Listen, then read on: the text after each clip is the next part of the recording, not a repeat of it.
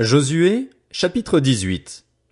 Toute l'assemblée des Israélites se réunit à Silo, et ils y installèrent la tente de la rencontre. Le pays leur était soumis.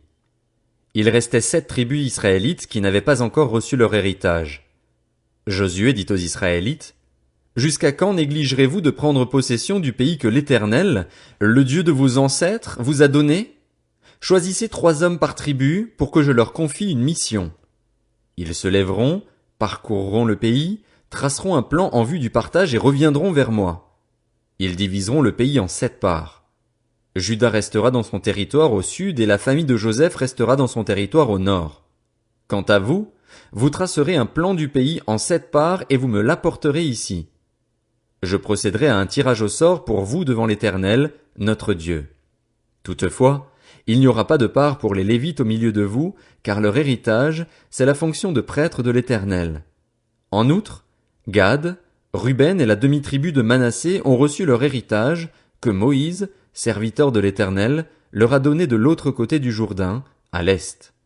Lorsque ces hommes se levèrent et partirent pour tracer un plan du pays, Josué leur donna cet ordre. Allez parcourir le pays, tracez-en un plan et revenez vers moi. Je procéderai alors à un tirage au sort pour vous devant l'Éternel, à Silo. Ces hommes partirent, parcoururent le pays et en tracèrent, d'après les villes, un plan en 7 parts dans un livre. Puis ils revinrent vers Josué dans le camp à Silo. Josué procéda pour eux à un tirage au sort à Silo devant l'Éternel, et il partagea le pays entre les Israélites en donnant à chacun sa portion. Le sort tomba sur les clans de la tribu de Benjamin et le territoire qui leur fut attribué par tirage au sort se trouvait entre celui des descendants de Juda et celui des descendants de Joseph. Du côté nord, leur frontière partait du Jourdain. Elle montait au nord de Jéricho, s'élevait dans la montagne vers l'ouest et débouchait sur le désert de Beth-Aven. Elle passait de là par Luz, au sud de Luz, c'est-à-dire Béthel, et elle descendait à Ataroth-Hadar par-dessus la montagne qui est au sud de Beth-Horon-la-Basse. Du côté ouest, la frontière se prolongeait et tournait au sud depuis la montagne qui se trouve en face de Beth-Horon. Elle continuait vers le sud et débouchait sur Kirjat-Baal, c'est-à-dire Kirjat-Jéarim, une ville appartenant aux Judéens. C'était le côté ouest. Le côté sud commençait à l'extrémité de Kirjat-Jéarim. La frontière se prolongeait vers l'ouest jusqu'à la source des eaux de Nephtoar. Elle descendait à l'extrémité de la montagne qui se trouve en face de la vallée de Ben-Hinnom, au nord de la vallée des Réphaïm. Elle descendait par la vallée de Hinnom, sur le côté sud des Jébusiens, jusqu'à En-Rogel. Elle se dirigeait vers le nord à En-Shemesh, puis à Guélilot, qui fait face à la montée d'Adumim, et elle descendait à la pierre de Bohan, fils de Ruben. Elle passait sur le côté nord en face d'Araba, descendait à Araba et continuait sur le côté nord de Beth-Hogla pour déboucher sur la langue nord de la mer Morte, vers l'embouchure du Jourdain au sud. C'était la frontière sud. Du côté de l'est, le Jourdain formait la limite. Tel fut l'héritage des clans des Benjaminites, avec ses frontières de tous les côtés. Les villes des clans de la tribu de Benjamin étaient Jéricho, Beth-Hogla, Émek-Kétsitz, Beth-Araba, Tsémaraïm, Béthel, Avim, Para, Ophra, Képhar Ammonaï, Ophni et Géba, soit 12 villes avec leurs villages.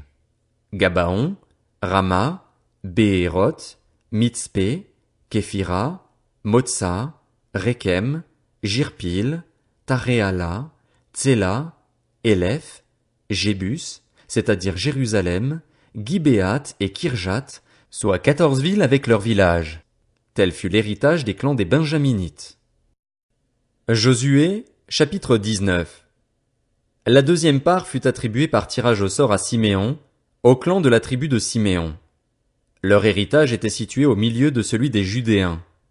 Ils eurent dans leur héritage Beer-Sheba, Sheba, Molada, Hatsar-Shual, Bala, Hatsem, El-Tolad, Béthul, Horma, Tsiklag, Beth-Markabot, Hatsar-Susa, Beth-Léabot et Charushen, soit 13 villes avec leurs villages.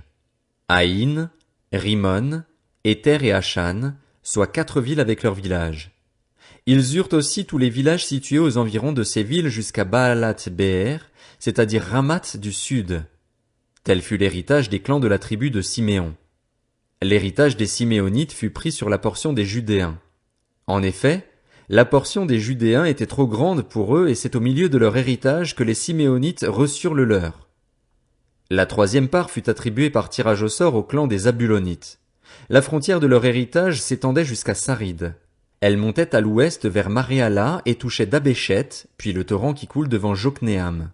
De Saride, elle tournait à l'est, vers le soleil levant, jusqu'à la frontière de Kislot-Tabor, continuait à Dabrat et montait à Japhia. De là, elle passait à l'est par Githa-Épher, par Ithakatsin, continuait à Rimon et se prolongeait jusqu'à Néa. Elle tournait ensuite du côté du nord vers Anaton et débouchait sur la vallée de Jiphtar-El. Leur territoire comprenait en outre Katat, Nahalal, Shimron, Jidéala, Bethléem. Il y avait 12 villes avec leurs villages. Tel fut l'héritage des clans des Zabulonites. C'étaient ces villes-là et leurs villages. La quatrième part fut attribuée par tirage au sort à Issachar, au clan des Issacharites. Leurs frontières passaient par Jizréel, Kesulot, Sunem, Apharaïm, Shion, Anasharat, Rabit, Kishjon, Abetz, Rémet, Enganim, Enhada et Beth-Patsetz. Elle touchait Tabor, Shachatsima, Beth-Shemesh et débouchait sur le Jourdain.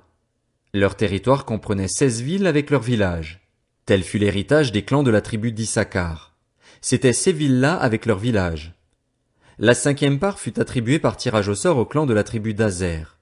Leurs frontières passaient par Elkat, Hali, Béten, Akshaf, Alamélec, Améad et Michéal. Elle touchait, vers l'ouest, le Carmel et le Sichor Libnath. Puis elle tournait du côté de l'est à Beth-Dagon, atteignait Zabulon et la vallée de Jiphtar-El au nord de Beth-Émec et de Neiel et se prolongeait vers Kabul, à gauche, ainsi que vers Hébron, Rehob, Ammon et Cana jusqu'à Sidon-la-Grande. Elle tournait ensuite vers Rama jusqu'à la ville fortifiée de Tyr et vers Oza, pour déboucher sur la mer en passant par la région d'Akzib. Leur territoire comprenait de plus Huma, Aphek et Rehob. Il y avait 22 villes avec leurs villages. Tel fut l'héritage des clans de la tribu d'Azer. C'étaient ces villes-là et leurs villages. La sixième part fut attribuée par tirage au sort au clan des Nephtalites. Leurs frontières s'étendaient depuis Hélef, depuis le chêne de Tsaananim, passaient par Adami-Nekeb et Jabnil jusqu'à Lakum et débouchaient sur le Jourdain. Elle tournait vers l'ouest à Aznot-Tabor et de là continuait à Hukok. Elle touchait Zabulon du côté du sud, Azer du côté de l'ouest et Juda. Le Jourdain était du côté de l'est. Les villes fortifiées étaient Tsidim, Tser, Hamat, Rakat, Génézaret, Adama, Rama, Hatzor, Kedesh, Édréi, En-Hatzor, Jiréon, Migdal-El, Horem, Beth-Anat et Beth-Shemesh. Il y avait 19 villes avec leurs villages. Tel fut l'héritage des clans de la tribu de Nephtali. C'étaient ces villes-là et leurs villages. La septième part fut attribuée par tirage au sort au clan de la tribu de Dan. Le territoire dont ils héritèrent comprenait Tsoréa, Eshtaol, Ir-Shemesh, Shaalabin, Ajalon, Jitla, Elon, Timnata, Ekron, Elteke, Gibéton, Baalat, Jéhud, Bénéberak, Gathrimon, Méjarkon et Rakon, avec le territoire qui fait face à Jaffa. Toutefois, le territoire des Danites dépassa ses limites. Les Danites montèrent et combattirent contre l'Échem. Ils s'en emparèrent et la frappèrent du tranchant de l'épée. Ils en prirent possession, s'y installèrent et l'appelèrent Dan, du nom de leur ancêtre Dan. Tel fut l'héritage des clans de la tribu de Dan. C'étaient ces villes-là et leurs villages. Lorsqu'ils eurent fini de procéder au partage du pays d'après ses frontières, les Israélites donnèrent à Josué, fils de Nun, une possession au milieu d'eux. Conformément à l'ordre de l'Éternel, ils lui donnèrent la ville qu'il avait demandée, Timnath-Sérar, dans la région montagneuse d'Éphraïm. Josué reconstruisit la ville et y habita. Tels sont les héritages que le prêtre Éléazar, Josué, fils de Nun, et les chefs de famille des tribus israélites distribuèrent par tirage au sort devant l'Éternel à Silo, à l'entrée de la tente de la rencontre. Ils mirent ainsi un terme au partage du pays. Josué, chapitre 20. L'Éternel dit à Josué, parle en ces termes aux Israélites, établissez-vous, comme je vous l'ai ordonné par l'intermédiaire de Moïse, des villes de refuge. L'auteur d'un homicide, celui qui aura tué quelqu'un involontairement, sans en avoir l'intention, pourra s'y enfuir. Elles vous serviront de refuge contre le vengeur du sang. L'auteur de l'homicide s'enfuira vers l'une de ces villes, s'arrêtera à l'entrée de la ville et exposera son cas aux anciens de cette ville. Ils l'accueilleront chez eux dans la ville et lui donneront un endroit où habiter avec eux. Si le vengeur du sang le poursuit, ils ne livreront pas l'auteur de l'homicide entre ses mains, car c'est sans le vouloir qu'il a tué son prochain et sans avoir été auparavant son ennemi. Il restera dans cette ville jusqu'à ce qu'il ait comparu devant l'assemblée pour être jugé et jusqu'à la mort du grand prêtre alors en fonction. À ce moment-là seulement, l'auteur de l'homicide pourra repartir et retourner dans sa ville et dans sa maison, dans la ville d'où il s'était enfui.